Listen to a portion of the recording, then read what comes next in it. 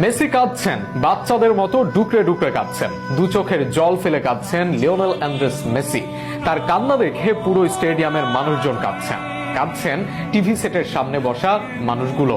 সবকিছু উজাড় করে দিয়ে, সবকিছু অর্জন করে ভক্তদের বুক ভরে সুখ দিয়েও কি এভাবে কাঁদা যায়? সর্বকালের সেরার চোখে এমন জল মানায় না।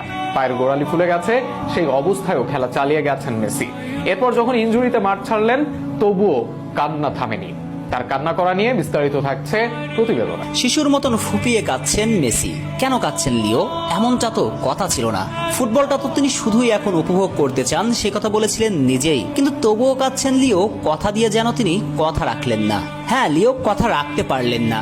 দেশের জন্য ওই আকাশ নীল জার্সিটার জন্য কাঁদছেন পতাকার জন্য, কাঁদছেন বন্ধু ডি মারিয়ার জন্য।